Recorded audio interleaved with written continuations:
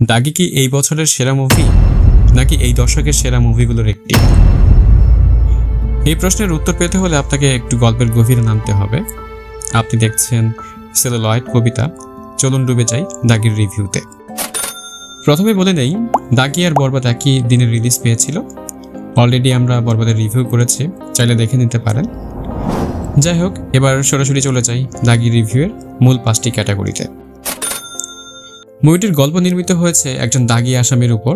14 বছর জেল খেটে আসার পর পরিবারে তার অবস্থানের গল্প, পাড়া মহল্লায় তার লোকলজ্জার গল্প, ক্ষমাহীন বাস্তবতার গল্প, বারবার নতুন করে শুরু করে ব্যর্থ হওয়ার গল্প, তার অতীতের ভুলের জন্য ক্ষমা চাওয়ার গল্প, তার অদ্ভুত ভালোবাসার পরিণতির গল্প, অবশেষে তার হার না মানা এক প্রায়শ্চিত্তের গল্প।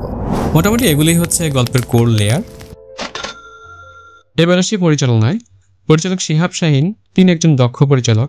নাট্য জগৎ ও ওটিটিতে তিনি সময়ের সেরা পরিচালক। কিন্তু কেন তাকে দক্ষ পরিচালক মানা হয়, তার চমৎকার উদাহরণ হচ্ছে দাগি মুভিটি। উপরে উল্লেখ করা মুভিটির কোর লেয়ারগুলো কি চমৎকার ভাবেই না ফুটিয়ে তুলেছেন।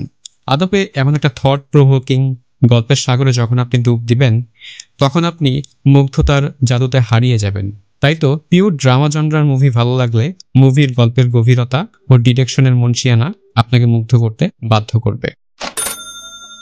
এবার আসি অভিনয়ে। মনোজ প্রামাণিক গল্পের স্ক্রিনও ভালো করেছেন।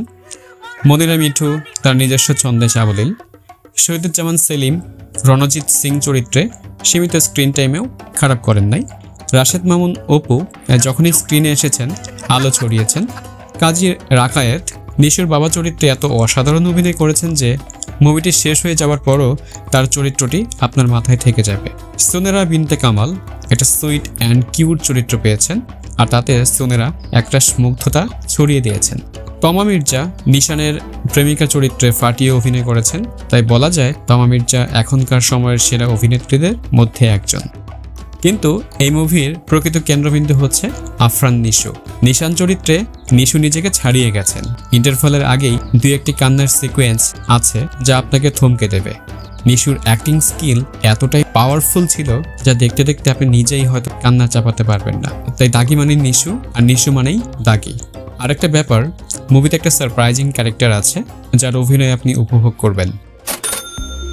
বিজিএম আহামরি কিছু না, তবে মুভিটিতে 3টি গান ছিল।